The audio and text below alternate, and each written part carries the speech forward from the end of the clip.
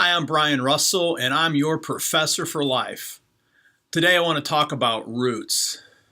How deep are your roots? What do you do to nurture, strengthen, and sustain the roots that you have in your life? We've just gone through a really devastating hurricane season in Florida, in Texas, in the Caribbean, especially Puerto Rico.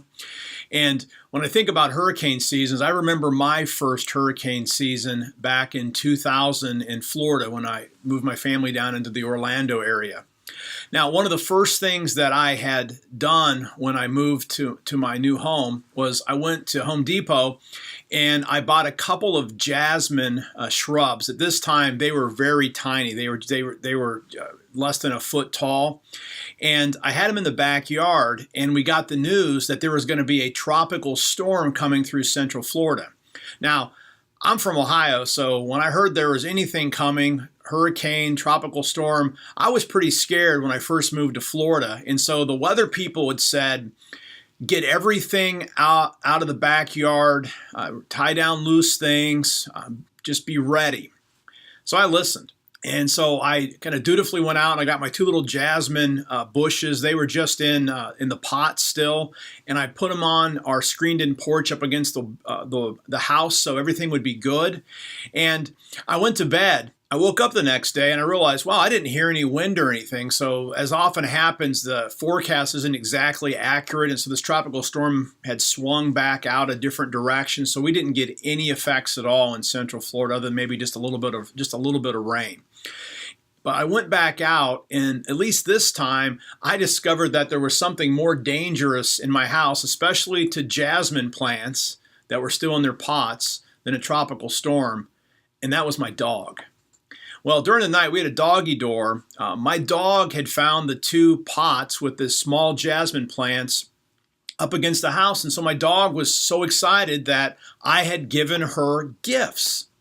And so my dog pulled the jasmine out of the pots and ran around the backyard, and literally, it was a crime scene. There were pieces of this jasmine plant all over the backyard. And in fact, this is probably the worst thing that could have happened to these jasmine other than just spraying them with Roundup or something like that. And I looked at this, I'm like, wow, I paid a decent amount of money for this. And so I kind of I found the root balls. All that was left was the roots. Even the dirt was scattered.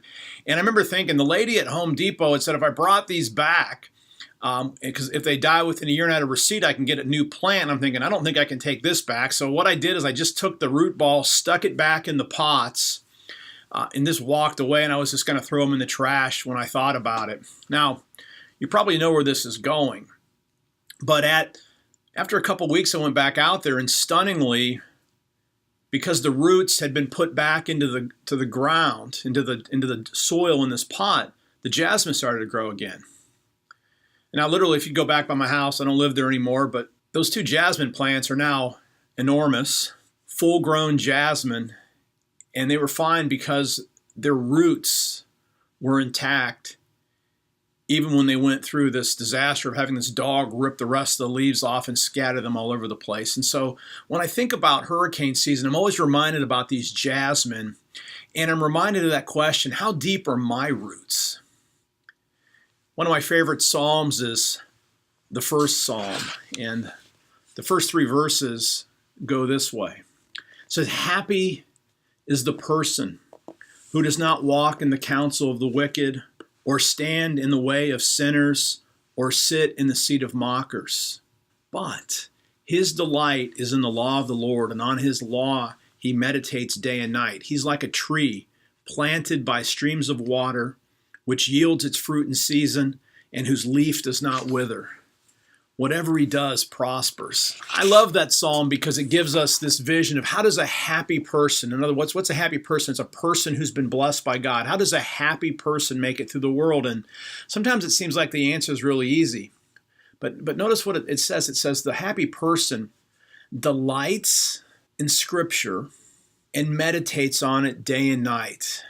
As Eugene Peterson says, that's like a dog gnawing on a bone, enjoying that. That's that word meditates like this. The person is enjoying the Scripture, delight in consistent engagement with Scripture. And if that person does it, they're like a tree planted by a stream of water. Their leaves don't wither, their fruit's always in season. Everything that person does prospers because they're doing the will of the Lord. Think about that image for a second. When I think about the tree planted by water, the key to the tree's success isn't what kind of tree it is. It's that it has roots that can constantly be nourished by water. And you know what the psalm doesn't say would be all the times when maybe locusts came by and ate the leaves or the fruit. Or maybe when a farmer goes by the tree and hits it with a tractor and puts it under stress. Or when a hurricane comes and even blows all the leaves off and the tree begins to even lean over. But it hangs on because it's rooted, and its roots are nourished constantly by those living waters. Now in this psalm, one of those living waters, it's Scripture, which gives us access. In the Old Testament, that was access to the living waters that come out of that temple. Ultimately, when we read the Scriptures, we get connected with God's fullest revelation of who God is in Jesus. How strong are your roots? I know in my life, I've had to overcome some incredibly difficult circumstances, relationally, financially, physically. But one thing I do know, even when I felt like every part of me has been blown apart, I've lost all the leaves, maybe I'm just hanging around out there, I know that I've had roots. So as long as I had roots and I stayed connected with Jesus Christ through a constant and perpetual study of Scripture, I've been sustained and I've been able to get back up. Friends, how deep are your roots? What do you do to nurture, strengthen, and sustain your root system?